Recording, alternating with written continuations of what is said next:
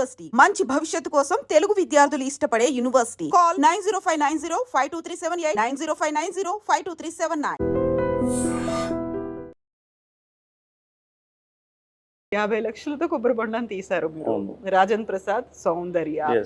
ఆ కాంబినేషన్ చాలా సినిమాల్లో రిపీట్ అయింది. అన్ని సినిమాలు సక్సెస్. యాక్చువల్గా ఒక సినిమా అయింది అంటే ఆ కాంబినేషన్ని కంటిన్యూ చేయాలనే థాట్ ఎవరిది?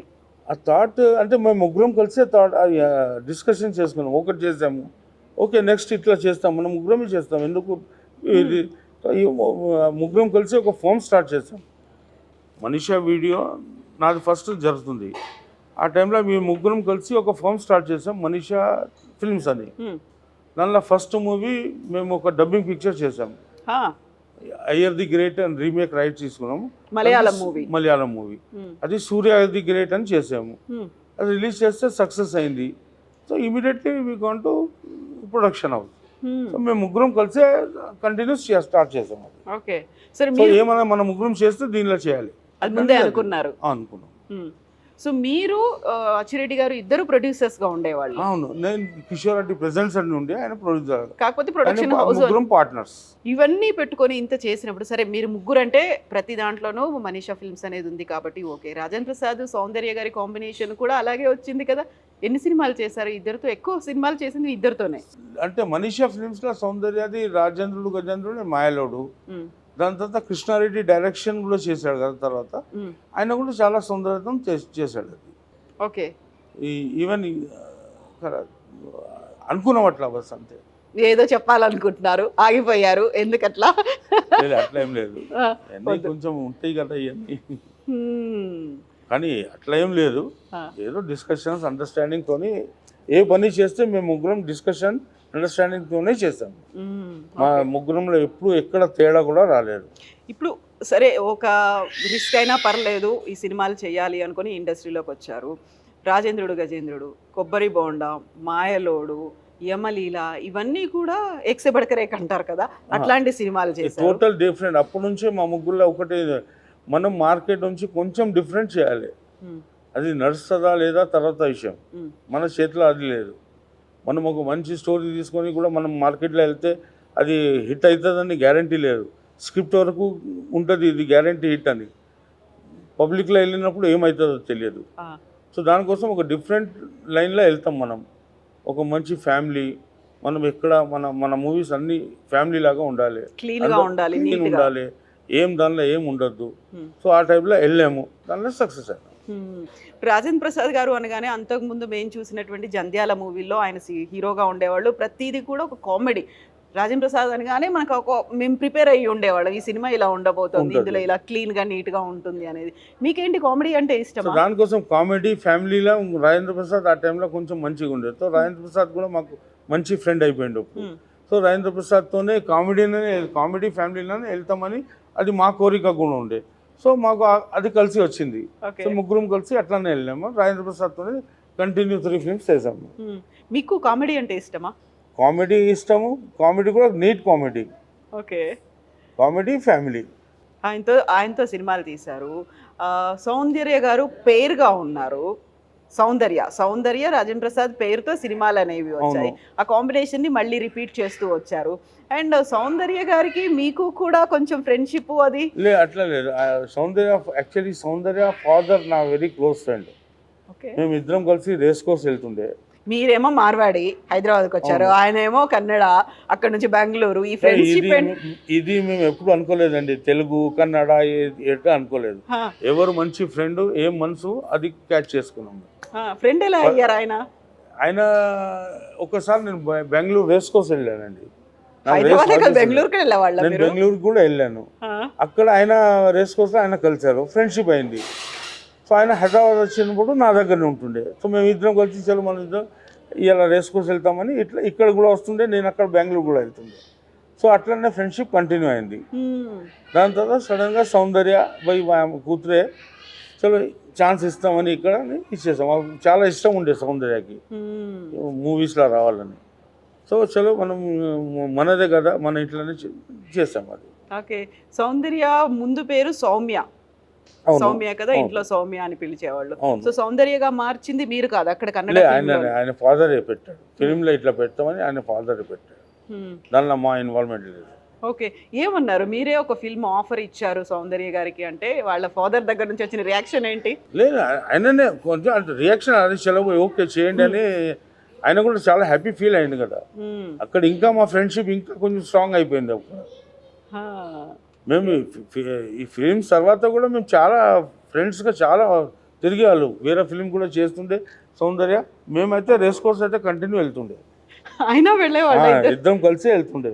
మీతో ఎప్పుడైనా వచ్చారా సౌందర్య మరి రేస్ కోర్స్‌కి? లేదు సౌందర్య ఇప్పుడు రాలేదు. తను రాలేదు. ఏమని పిలిచేవాళ్ళు మిమ్మల్ని? నాకు ఏమని అంకల్ అని. మీరు? లేదు మీరేమని? సౌందర్య అని చెప్తుండేవారు. అంతేనా? బేటా, బేటీ ఇలా లేదు అట్లా ఏం లేదు సౌందర్య అని చెప్తుండే. ఎలా ఉండేది తను ఆ షూటింగ్ లేదు లొకేషన్? చాలా she is also veg, total vegetarian. So vegetarian food అంటే చాలా ఇష్టం. సో అది కూడా మేము మెయింటైన్ చేస్తాము. ఓకే. మాతోనైతే చాలా రియలీ ఒక ఫ్యామిలీ మెంబర్ లాగా ఉండే, నా కూతురు లాగా ఉంటుండే. నా డాటర్ మనీషా వాళ్ళిద్దరు చాలా ఫ్రెండ్స్ ఇంట్లో ఆడుకుంటుండే అప్పుడు. ఓకే. సేమ్ ఏజా మనీషా సౌందర్య? ఏజ్ అంటే 90s కదా, 17 లేదు ఒక 6-7 ఇయర్స్ డిఫరెన్స్ ఉంది. ఎలా ఉండేది సౌందర్య లొకేషన్‌లో షూటింగ్ లేదు టైంలో? చాలా చాలా రియలీ వెరీ ఎక్కడ ఏం లేదు ఏమంటే అది చేస్తుండే నాకు. సో ఇన్ని సినిమాలు మీరు చేస్తున్నప్పుడు యమలీల సినిమాకి తన్నే హీరోయిన్‌గా అనుకున్నారు. అలీని వెరీ ఫస్ట్ టైం అక్కడ అప్పటిదాకా కమెడియన్‌గా వందల సినిమాలు చేసినప్పటికీ హీరోగా మీరు ఇంట్రొడ్యూస్ చేశారు ఆయన్ని. అవును సౌందర్య అని పేరు చేద్దాం అనుకున్నారు అవును కదా, అలీకి సౌందర్య సౌందర్య. కాంబినేషన్. అప్పుడు సౌందర్య గారు రిజెక్ట్ చేశారంట, ఎందుకలా? రిజెక్ట్ ఏం అని లేదు, వేరే ఫిలిమ్స్ కొంచెం సైన్ చేసుకున్నారు ఆ టైంలో. ఇక సౌందర్య అదే ఆ ఫిలిమ్స్ ఉంది డేట్స్ మ్యాచ్ అయితే లేదు. సో మేము ఆ టైంలో ఇంద్రజాకి తీసుకున్నాం. నేను కృష్ణారెడ్డి డిస్కస్ చేసి చలో ఇంద్రజాకి పెట్టుకుంటాం, నో ప్రాబ్లం, సౌందర్యని తర్వాత తీసుకోవచ్చు. అది ఆ ఫిలిం అంతా హిట్ పోతుందని అప్పుడు అనుకోలేదు కదా. అనుకోలేదు. జస్ట్ ఆ స్టోరీకి అలీ కొంచెం మ్యాచ్ అవుతున్నాడు. ఒక సింపుల్ కామెడీ, ఒక మంచి అంటే ముద్దుగా, అంటే ఆలీ కొంచెం మాకు ఆ టైంలో స్క్రిప్ట్లో ఆ టైంలో ఉండే. సో దీంతో చేస్తామని ఒక స్మాల్ మూవీ అని చేసాము. అది ఇంత పెద్ద హిట్ అవుతుందని మేము కూడా అనుకోలేదు. 30 ఏళ్ళు అయింది యమలీల వచ్చి. 30 years అయింది. 30 ఇయర్స్ అయింది. మళ్ళీ దాన్ని రిలీజ్ చేయాలి అలాంటి ఆలోచన?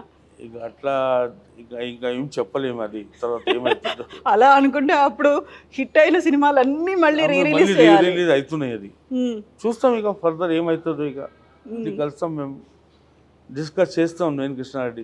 ఇప్పుడు సౌందర్య గారి పెళ్లికి వెళ్ళారా మీరు? నేను వెళ్ళలేదు. ఎందుకు? నేను వెళ్ళలేదు. ఎందుకు? ఆ టైంలో నాకు కొంచెం వేరే బిజినెస్లో కొంచెం ఇన్వాల్వ్ అయిపోయినాను నేను. ఓకే. ఇంకా వేరే బిజినెస్ కూడా చేశారా? వేరే బిజినెస్ కూడా ఉండే కదా నాకు. ఆ టైంలో షేర్ మార్కెట్ చేశాను, ప్లస్ గుర్రాలు ఉన్నాయి. నాకు గుర్రాలు ఇక్కడ బాంబే ఇక్కడ అంతా అందరితో అక్కడ వెళ్ళాలి, ఇవన్నీ ఉండే. దానికోసం నేను అక్కడ టైం దొరకలేదు నాకు. సడన్ గా తను ఎలక్షన్ క్యాంపెయినింగ్ కోసం వెళ్ళారు. వెళ్ళిన తర్వాత హెలికాప్టర్ క్రాష్ లో చనిపోయారు. సడన్ ఆ న్యూస్ ఫస్ట్ వచ్చింది నాకు, కానీ నేను అక్కడ ఆ టైంలో వెళ్ళలేదు. నేను ఇక ఇక్కడ ఉన్నదని నేను వెళ్ళలేదు. అప్పుడు కూడా వెళ్ళలేదా తను చనిపోయినప్పుడు? వెళ్ళలేదు, నా మిస్టేక్ అది. కానీ ఇక వాళ్ళు కూడా అక్కడ ఐ థింక్ బెంగళూరు తీసుకెళ్ళారో ఎక్కడ ఉందో. మళ్ళీ అక్కడ వాళ్ళ ఆ టైంలో ఆయన ఫాదర్ కూడా లేరు, ఆయన కూడా అయ్యారు. సో అంత టచ్ లేదు ఇక ఆ టైంలో. ఆయన ఫాదర్తో నాకు మంచిగా ఉండే. ఆ టైంలో ఫాదర్ కూడా లేరు కదా. అవును. సో నాకు ఎక్కడ నుంచి న్యూస్ దొరికింది, కానీ ఎక్కడ ఉన్నారో ఏమో నాకు తెలియదు. అది నిజంగా ఒక బ్యాడ్ లక్ కదా. సౌందర్య చాలా అనగానే bad మనకు luck సావిత్రి really. గారు లాగా అనిపించేవాళ్ళు. చాలా అప్పుడు కూడా నేను చెప్పాను ఇక్కడ చలో అది వాళ్ళ పర్సనల్ మ్యాటర్, మనం ఏం చెప్పు. సో పాలిటిక్స్ ఇవన్నీ క్యాంపెయిన్ కి వెళ్ళేసరికి సడన్ గా అట్లా అయింది. ఇక అప్పటికి తనకి ఇంకా ఫ్యూచర్ ఉంది, ఇప్పటికి కూడా మనం చూసేవాళ్ళం తను ఇలాగే. అంత సార్ ఇది మనం ఏం చేస్తాం సార్, ఈ భగవంతుడు ఏ టైం ఎవరికి అంత రాసి ఉంది, అది మన చేతిలో ఏం లేదు. ఎంత యాక్సిడెంట్ ఇవన్నీ ఒక బహానా, మనం ఏం చెప్పలేదు. ఏ రాసి ఉందో ఆటోమేటిక్ అవుతుంది, అది నేను నమ్ముతాను. ఎవరు నమ్ముతారా లేదా నాకు తెలియదు. నిజమే కదా ఏదైనా కానీ. బట్ నాకైతే ఒకటే, మన సాంగ్స్ ఉన్నాయి ఎన్ని అక్కడ నుంచి రాసి వచ్చినాయి, అన్ని సాంగ్స్ తీసుకొని వెళ్ళిపోవాలి అంతే. అదే వచ్చేటప్పుడే మనం ఎంతకాలం ఉంటామో ఏం చేస్తామో అన్నీ ఇవన్నీ కూడా మనం ఎంతైనా చేసుకోండి, అట్లా ఏం లేదు దీనిలో. చాలా చాలా ఇప్పుడు మా మదర్ 100 years, టోటల్ 100 years అయిన తర్వాత ఇట్లా వెళ్తే వెళ్ళిపోయింది. ఓ. టోటల్ లైఫ్లో చెప్పులు వేయలేదు, ఆ. నో ట్యాబ్లెట్, నథింగ్, ఏం వేయలేదు. No specs, hmm. No watch, okay. ఇంత సింపుల్ ఉండే. కానీ ఫుల్ ఎనర్జీ 100 ఇయర్స్లో కూడా. హ్మ్. మనం ఇక్కడ నుంచి 1 కిలోమీటర్ నడవాలంటే ప్రాబ్లం. ఆమె 10 కిలోమీటర్స్ కూడా ఆ ఏజ్లో కూడా వెళ్ళిపోయింది. 100 ఇయర్స్ వచ్చిన తర్వాత కూడా. చాలా ఫాస్ట్. హ్మ్. ఏమైంది తనకి? ఎలా ఎలా పోయారు? సడన్ మాట్లాడుతూ వెళ్ళిపోయారు. బస్ నో హాస్పిటలైజ్, నథింగ్, ఏం లేదు. బస్ 1 సెకండ్లో. సేమ్ మా ఫాదర్ కూడా ఆయన, మదర్ కూడా అట్లానే. ఫాదర్ ఐటీస్లో మీరు ఈ బిజినెస్ పెట్టక ముందే పోయారని చెప్పారు మీరు. ఈ బిజినెస్ పెట్టాము. ఓన్లీ ఆ టైంలో కిరాణా షాప్ ఉంది. హ్మ్. హ్మ్. మేము ఇద్దరం కలిసి కిరాణా షాప్ చేసాం. నిజమే. యా. ఆయన పోయినప్పుడు కిరాణా షాప్ కూడా ఉండే. దాని తర్వాత నేను క్లోజ్ చేశాను. మీరే క్లోజ్ చేసేసారు నేనే దాన్ని? క్లోజ్ చేశాను. హ్మ్. ఈ యమలీల సినిమా గురించి మనం మాట్లాడుకుంటే అలీ గారిని అంత సడన్గా ఒక హీరోగా చేసేసారు. పక్కన ఇంద్రజ ఉంది. దీంతో పాటుగా కృష్ణ గారు ఒక స్పెషల్ సాంగ్కి వచ్చారు. అసలు కృష్ణ గారిని ఆ సాంగ్ స్క్రిప్ట్లో అట్లా ఉండే. దీనిలో ఇప్పుడు అలీ హీరో, ఇది ఇట్లా చేస్తే ఒక మంచి ఏమైనా స్పెషల్ అపిరెన్స్ ఉండాలి. సో ఆ టైంలో కృష్ణతో ఈ సాంగ్ కృష్ణ గారు ఉంటే బాగుంటుంది అని అనుకున్నాం. కానీ కృష్ణ గారితో కాంటాక్ట్ చేసి చేస్తాను ఓకే అని మనం అట్లా చేసాం. అది ఒకే ఒక్క పాట మీరు వచ్చి స్పెషల్ సాంగ్ చెయ్యాలి అంటే వచ్చిన రియాక్షన్ ఏంటి ఆయన దగ్గర నుంచి? ఆ సాంగ్కి ఉంటే బాగుంటుంది అని అట్లా అనుకున్నాం. సో ఆయన కూడా యాక్సెప్ట్ చేసేసాం. అది అది ఎందుకంటే బిఫోర్ #1 అని పిక్చర్ చేసాం కదా కృష్ణారెడ్డి అందులో. సో పరిచయం అయితే ఎట్లా ఉండే, జస్ట్ ఓకే ఈ సాంగ్లో ఉంటే బాగుంటుంది, ఆయన కూడా యాక్సెప్ట్ చేసేసాం. అది ఇప్పుడు #1 సినిమాలో కూడా కృష్ణ గారు, సౌందర్య గారు.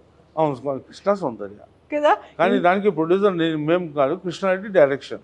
మేము కలిసే ఉండే కానీ కృష్ణారెడ్డి డైరెక్షన్. కాకపోతే దీంట్లో మాత్రం ఒక సాంగ్ కోసం రావాలి అనగానే టక్కున యాక్సెప్ట్ చేసి వచ్చారు. అప్పటికైనా సూపర్ స్టార్ కృష్ణ 100 సినిమాలు చేశారు. అయినప్పటికీ కూడా ఒక పాట కంటే అసలు ఆ ధైర్యం ఎలా చేశారు మీరు? అదే కదా కృష్ణ గారు అంటే, అదే మీరు ఆ ధైర్యం చేసి వెళ్ళడం అనేది, అడగడం అనేది. వెళ్ళాము, అడిగాము, ఓకే అంటే ఓకే అయిపోయింది. ఇప్పుడు స్పెషల్ సాంగ్ అనగానే మనకు అన్ని అర్థాలు మారిపోయాయి. అవును, అంటే మనకు హీరోయిన్ ఉండాలి, లేకుంటే దాన్ని ఐటమ్ సాంగ్ అన్నాము, బయట నుంచి ఎక్కడి నుంచో తీసుకొచ్చి అందులో పెట్టాలి అనేది అన్నీ మారిపోయిన టైంలో ఆయన సడన్ గా రావడం, అలా ఒక పాట పాడేమో ఆయన వెళ్ళిపోవడం అనేది, ఇది కూడా ఒక రిస్క్. ఆయన కూడా టోటల్ స్టోరీ వినిన తర్వాత ఆయన కూడా ఆలోచించారు, భయ్ ఓకే నేను ఉంటే ఈ సాంగ్లో బాగుంటుందని ఆయన కూడా అదే ఆలోచించారు.